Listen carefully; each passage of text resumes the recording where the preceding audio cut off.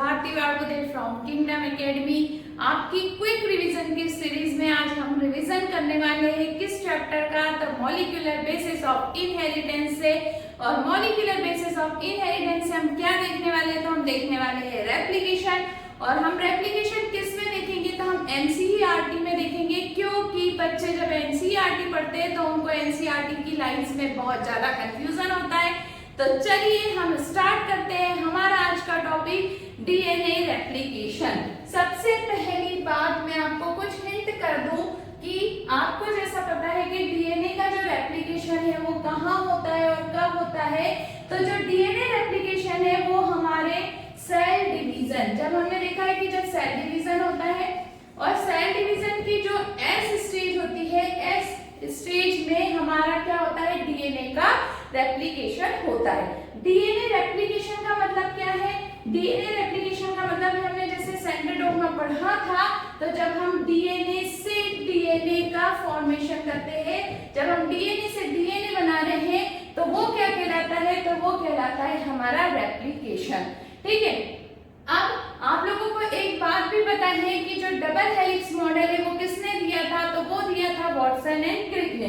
तो हमारी सबसे पहली एनसीईआरटी की लाइन हमें क्या बताती है, while proposing the double helix structure of DNA, Watson and Crick had immediately proposed a scheme of replication of DNA.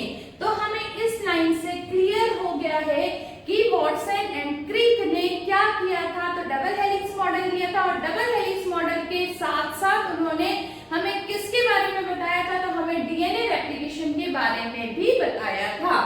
Despite their original statement that उनके जो स्टेटमेंट्स थे रेप्लिकेशन को लेकर वो क्या थे, तो यहाँ से लेकर यहाँ तक जो है ये वाला, ये उन्होंने स्टेटमेंट दिया था किसको लेकर, तो रेप्लिकेशन को लेकर।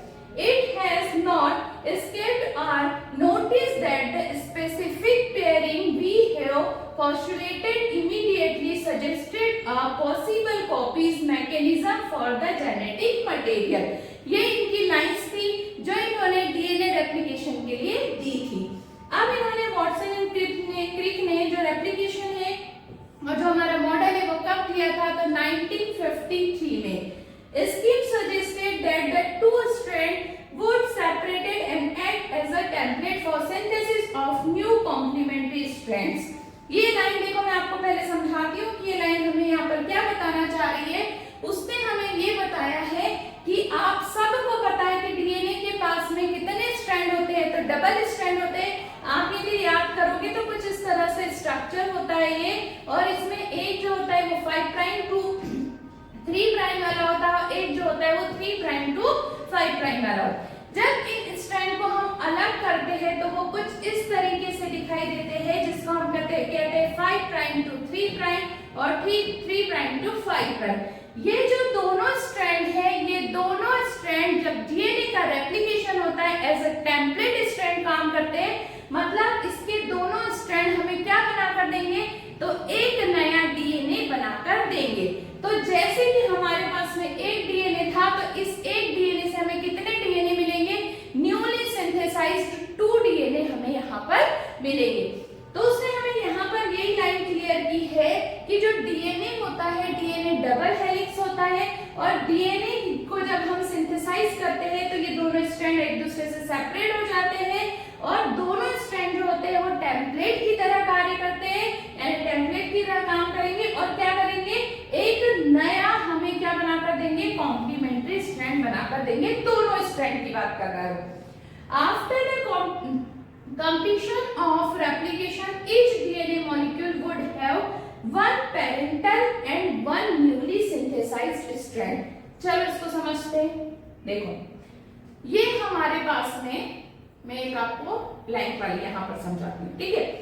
आप देखो यहाँ पर वो इस लाइन में क्या कहना चाह रहा है, ये था तुम्हारा डीएनए, देन डीएनए के बाद में थे 2 स्ट्रैंड, हम इन दोनों स्ट्रैंड को सेपरेट कर देते हैं, ये इस तरह से।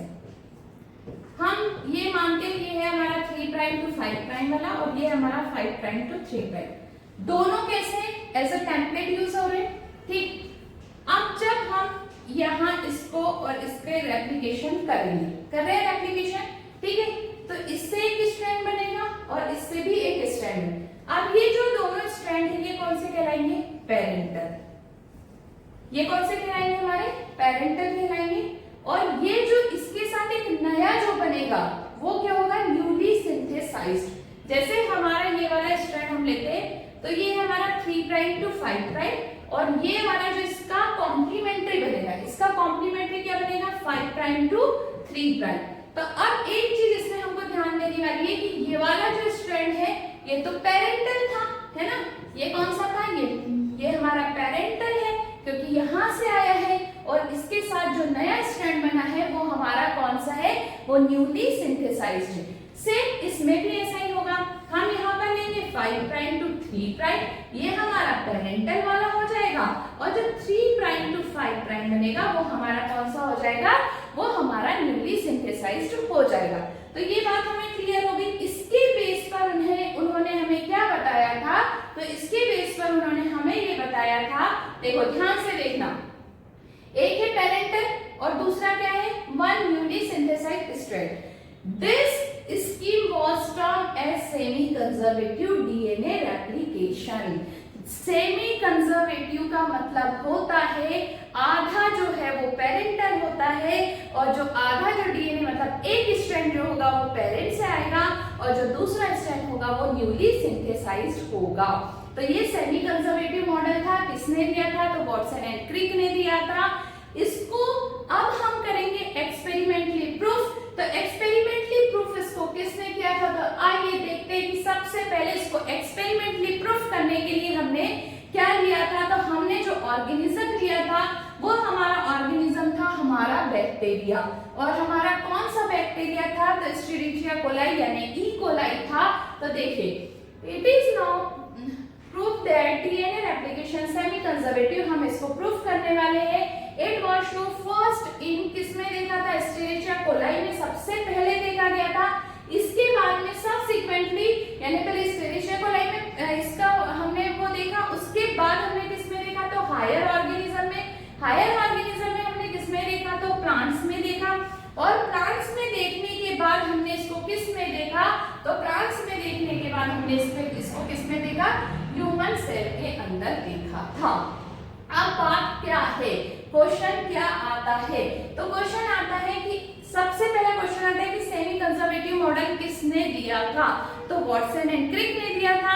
और यदि उसको पूछा जाए कि एक्सपेरिमेंटली किसने प्रूफ किया था, तब हम क्या बताएंगे? तब हम बताएंगे मिचेल्सन एंड स्टानले ने इसको एक्सपेरिमेंटली प्रूफ किया था। कब किया था? तो 1958 में इसको प्रूफ किया था। अब एक चीज मैं पहले तुम्हें बता चुकी हूँ कि इन्होंने लिया क्या था? तो ई कोलाई लिया था, जो क्या है? हमारा बैक्टीरिया है। अब इसके साथ में इन्होंने और क्या लिया था? तो N15। N15 क्या है? हाई आइसोटाइप नाइट्रोजन के हेवियर आइसोटोप होता है ना? तो क्या है? नाइट्रोजन का हेवियर आइसोटोप है। ठीक, तो ये N15 लिया था। अब हमें पता है कि जो नॉर्मल डीएनए है उसमें जो नाइट्रोजन होती है वो कौन सी होती है? तो N14 होती है। तो इन्होंने क्या किया कि एक मीडियम लिया।